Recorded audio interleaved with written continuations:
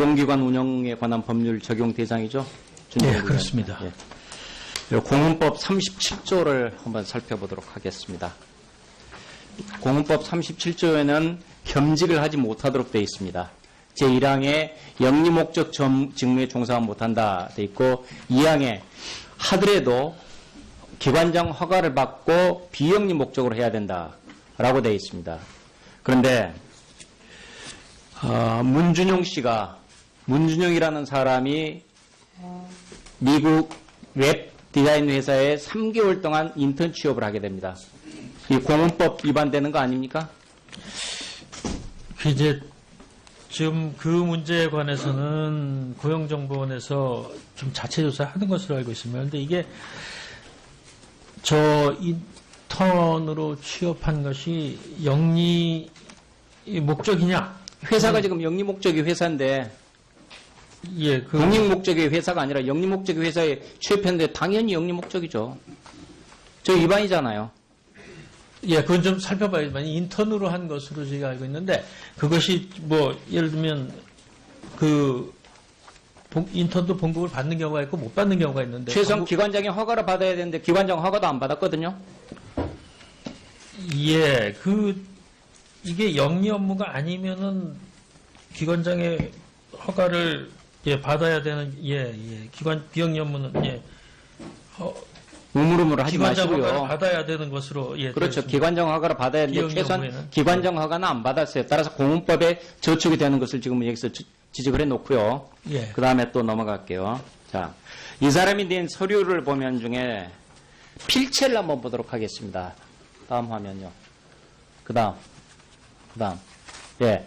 2006년 12월 4일에 저 지금 응시원서를 냈다고 하는데 필체를 한번 보십시오. 2006 필체하고 12.4 필체하고 다릅니다, 저게. 그 다음에 4자로 되어 있는데 11자를 지금 옆에서 가피를 해가지고 4자로 만든 흔적이 나옵니다. 보통 4자를 쓸 때는 남서 방향으로 해서 한 획에 한 번에 갖다가 꺾어지게 되어 있습니다. 그런데 저기 꼬리가 나와 있는 걸로 봐서 이게 가필 흔적이 지금 나타나고 있습니다. 2006 서체 자체가 지금 다르고 가필 흔적도 나고 12월에서 2자하고 2006년에 2자하고 달리 보이죠, 저게. 한 사람이 한 줄에서 그냥 그대로 썼는데 다를 수가 없는 것입니다. 그래서 지금 뭔가가 저렇게 지금 이상합니다. 그래서 지금 이제 날짜를 조작하고 가필한 게 아니냐라고 되는데 더구나 또 희한한 게 졸업 예정 증명서를 제출하도록 돼 있어 졸업 예정 증명서는 11일 날 제출을 합니다. 그래서 같이 제출했으면 11일 날 제출했을 텐데 저게 나중에 문제가 되니까 저것만 지금 원서 접수 기간이 12월 6일까지입니다. 따라서 6일 안으로 맞추기 위해서 4자를 지금 저렇게 가필해서 조작한 게 아니냐라는 의혹이 짙게 날 수밖에 없습니다. 원서에서 또 다른 문제 하나 좀 살펴보겠습니다. 앞으로 보내주세요. 예, 앞에요. 예. 자, 문준용 씨의 원서에 보면은 메뉴의 직렬 직급 부분에 빠져 있습니다. 당시 일반직하고 영구직하고 두 개를 직렬로 해서 나누고 하는데 이 사람은 일반직 5급으로 지금 채용이 됐는데요. 내가 어디에 해야겠다는 직렬 직급이 완전히 비어 있어요. 세상에 자기가 원서 쓰면서 저걸 비워 놓습니까? 이해가 됩니까? 이해가 잘 안 되죠? 그죠? 예. 총리님? 예, 이해가 잘 안 되죠? 그건 좀 이해가 잘 안 되죠? 그 사안은 좀 상황을 봐야 돼. 저런 경우가 그러니까요. 있는지. 근데 부총님 같으면 원서 쓸 때 저렇게 예전에 저런 걸 빼고 썼습니까? 이해가 잘 안 됩니다. 그 다음에 또 하나 넘기겠습니다.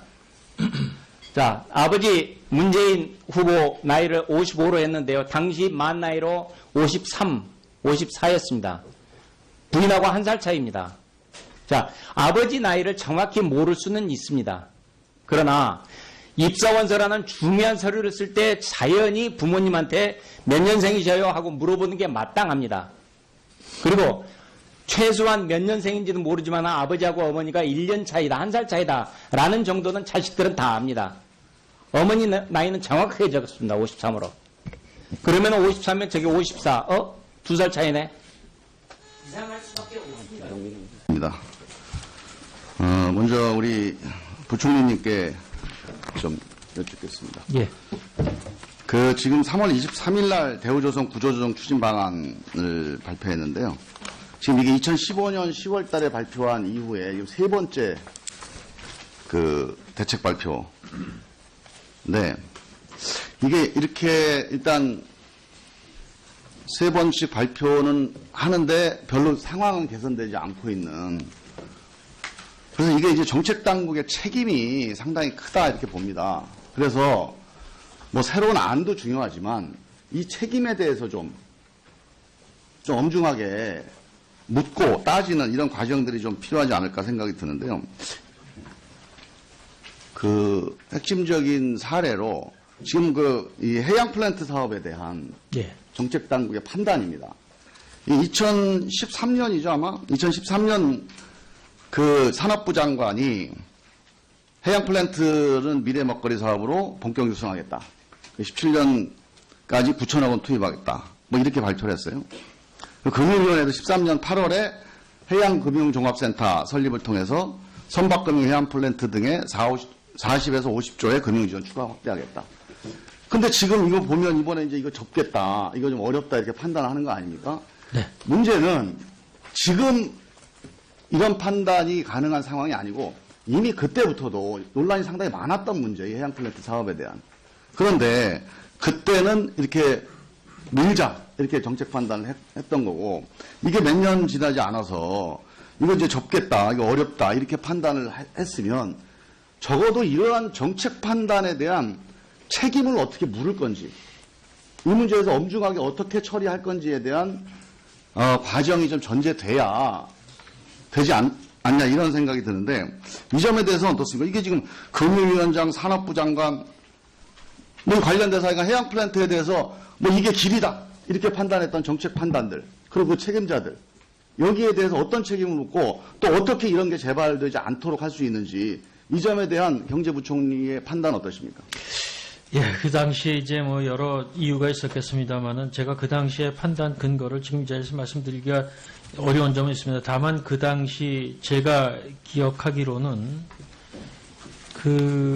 해양 플랜트가 뭐 이른바 뭐 지금 저희가 판단하는 경쟁력도 없는데 저가로 수주하고 하는 그런 문제가 지금은 다 이제 다 좀 알려진 사실입니다만 적어도 그 당시에는 그렇게 알려지지 않은 것으로 알고 있습니다. 이제 그렇게 되면 실제로 수주는 잘 되고 있기 때문에 아마 그래서 그것을 좀 지원을 해야 된다는 결론이 내리지 않았을까 저는 그렇게 보고 그 잘못된 판단에 대한 물론 책임은 다 져야 된다고 봅니다. 그리고 또 하나는 그때 해양금융종합센터가 지금도 있는데 지금 이 기구가 물론 지원도 쭉 해왔던 것으로 알고 있습니다만은 지금은 이 기구가 이제 무리한 수주를 오히려 걸러내는 그런 또 역할을 하고 있다는 말씀을 드립니다. 예, 오늘은 뭐 시간이 많지 않으니까요.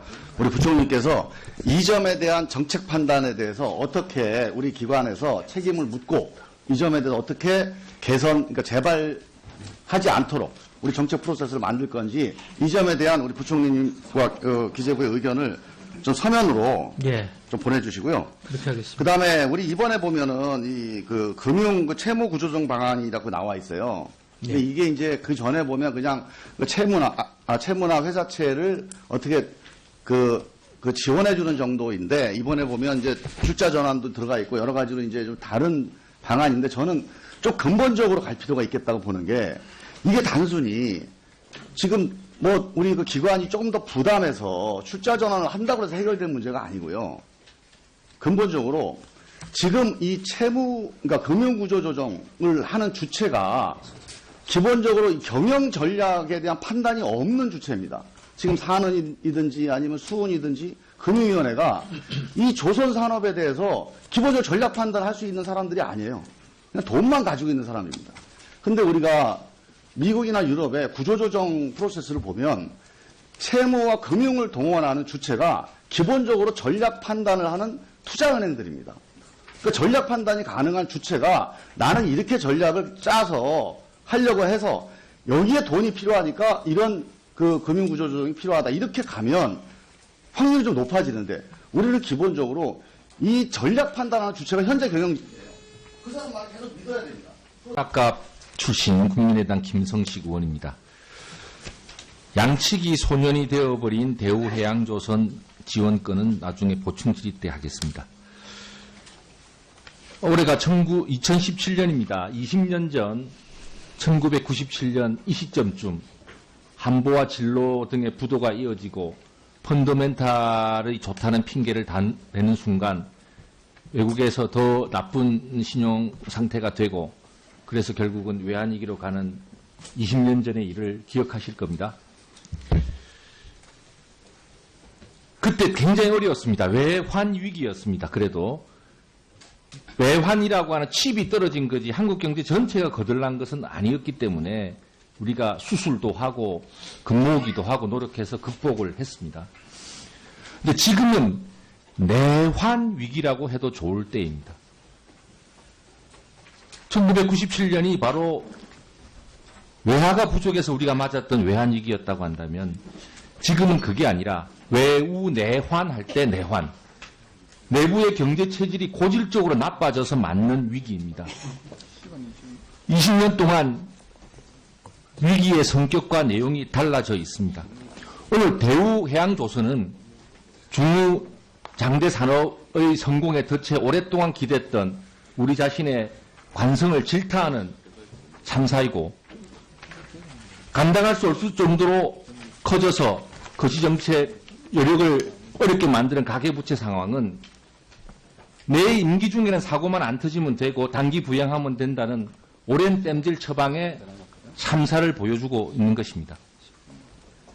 트럼프 경제 정책은 세계 시장이 WTO 체제 중심으로 이렇게 확대되어 가던 그런 시대가 종말이 오고 외부적 상황 또한 매우 리스키하다는 상황을 말해주고 있습니다. 97년에는 부실 기업만 도려내고 부실 금융만 인젝션에서 해결했으면 됐습니다. 그러나 지금은 가게가 골병이 들어있고 기업의 20% 정도가 한계 기업에 빠져 있고 재벌 경우에도 4대 그룹을 제외해놓고는 영업이익률이 거의 제로 수준인 이런 상황에 놓여져 있습니다. 말 그대로 내환 위기입니다. 그러나 경계감이 너무나 없습니다. 정말 이런 땜질 처방을 계속할 수는 없지 않습니까? 탄핵으로 인하여 대통령의 권력 농단으로 인해서 헌법농단으로 인해서 탄핵이 되었습니다. 정치 권력이 공백입니다. 그러나 기획재정부와 한국은행을 비롯하여 우리 중추적인 경제 기관들은 경제정책의 파수꾼으로서 하루도 공백을 허용하지 않습니다.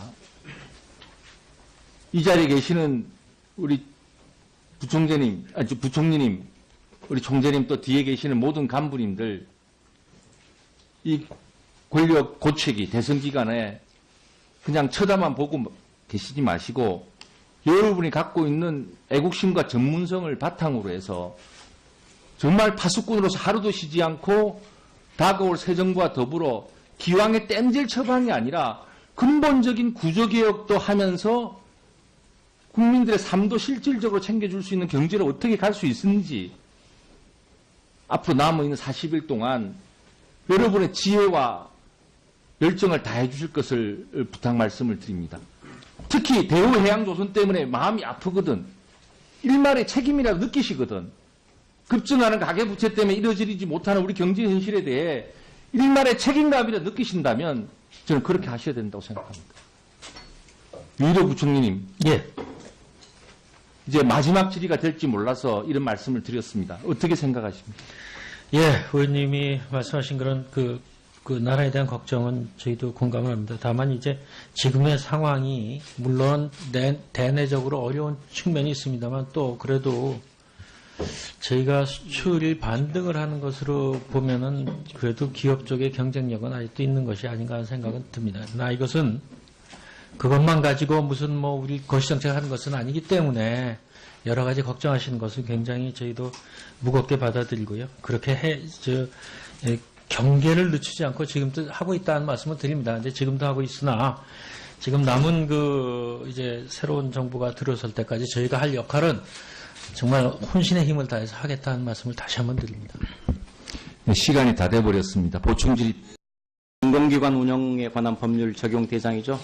예, 그렇습니다. 예. 공헌법 37조를 한번 살펴보도록 하겠습니다.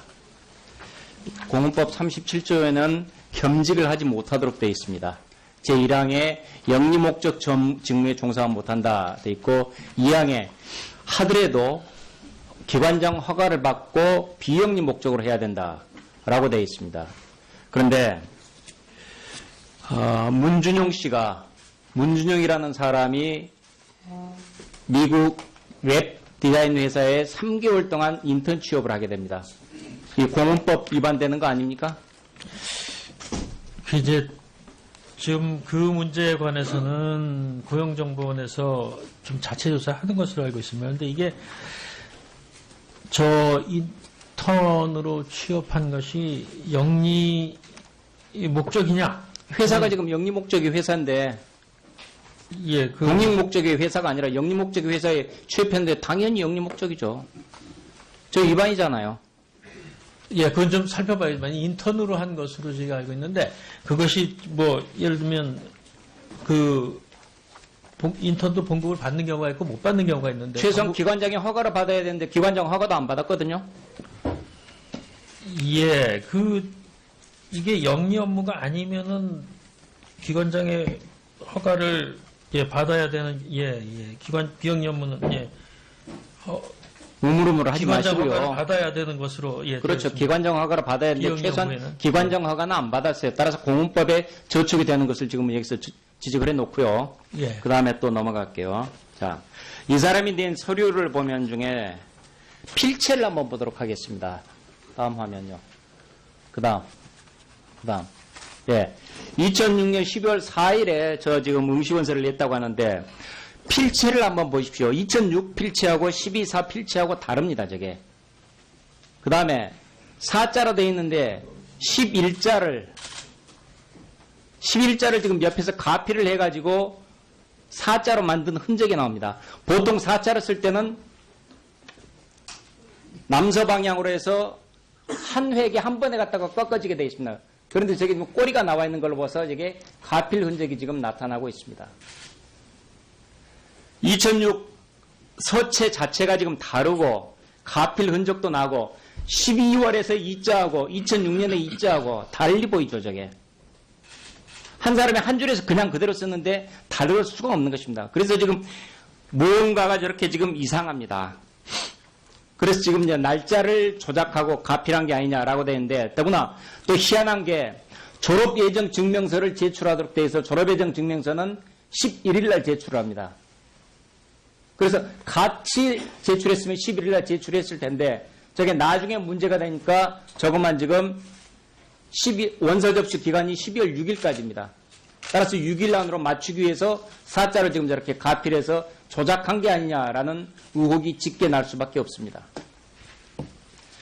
원서에서 또 다른 문제 하나 좀 살펴보겠습니다. 앞으로 보내주세요. 예, 앞에요. 예. 자, 문준용 씨의 원서에 보면은 메뉴의 직렬 직급 부분에 빠져 있습니다. 당시 일반직하고 영구직하고 두 개를 직렬로 해서 나누고 하는데 이 사람은 일반직 5급으로 지금 채용이 됐는데요. 내가 어디에 해야겠다는 직렬 직급이 완전히 비어 있어요. 세상에 자기가 원서 쓰면서 저걸 비워 놓습니까? 이해가 됩니까? 이해가 잘 안 되죠? 그죠? 예. 총리님? 예, 이해가 잘 안 되죠? 그건 좀 제가 이해가 잘 안 되죠? 그 사안은 좀 상황을 봐야. 그래서 이게 이제 정책 당국의 책임이 상당히 크다 이렇게 봅니다. 그래서 뭐 새로운 안도 중요하지만 이 책임에 대해서 좀 엄중하게 묻고 따지는 이런 과정들이 좀 필요하지 않을까 생각이 드는데요. 그 핵심적인 사례로 지금 이 해양 플랜트 사업에 대한 예. 정책 당국의 판단입니다. 2013년이죠, 아마? 2013년 그 산업부 장관이 해양 플랜트는 미래 먹거리 사업으로 본격 육성하겠다. 17년까지 9천억 원 투입하겠다. 뭐 이렇게 발표를 했어요. 금융위원회도 13년 8월에 해양금융종합센터 설립을 통해서 선박금융 해안플랜트 등의 40에서 50조의 금융지원 추가 확대하겠다. 근데 지금 이거 보면 이번에 이제 이거 접겠다, 이거 좀 어렵다 이렇게 판단하는 거 아닙니까? 네. 문제는 지금 이런 판단이 가능한 상황이 아니고 이미 그때부터도 논란이 상당히 많았던 문제예요. 해양플랜트 사업에 대한. 그런데 그때는 이렇게 밀자 이렇게 정책 판단을 했던 거고 이게 몇 년 지나지 않아서 이거 이제 접겠다, 이거 어렵다 이렇게 판단을 했으면 적어도 이러한 정책 판단에 대한 책임을 어떻게 물을 건지. 저런 경우가 있는지. 근데 부총님 같으면 원서 쓸 때 저렇게 엔제에 저런 걸 빼고 썼습니까? 이해가 잘 안 됩니다. 그 다음에 또 하나 넘기겠습니다. 자, 아버지 문재인 후보 나이를 55로 했는데요. 당시 만 나이로 53, 54였습니다. 부인하고 한 살 차이입니다. 자, 아버지 나이를 정확히 모를 수는 있습니다. 그러나 입사원서라는 중요한 서류를 쓸 때 자연히 부모님한테 몇 년생이셔요 하고 물어보는 게 마땅합니다. 그리고 최소한 몇 년생인지도 모르지만 아버지하고 어머니가 1년 차이다, 한 살 차이다 라는 정도는 자식들은 다 압니다. 어머니 나이는 정확하게 적었습니다. 53으로. 그러면 53면 저기 54, 2살 차이네. 이상할 수밖에 없습니다. 먼저 우리 부총리님께 좀 여쭙겠습니다. 예. 지금 3월 23일 날 대우조선 구조조정 추진 방안을 발표했는데요. 지금 이게 2015년 10월 달에 발표한 이후에 지금 세 번째 대책 발표. 네. 이게 이렇게 일단 세 번씩 발표는 하는데 별로 상황은 개선되지 않고 있는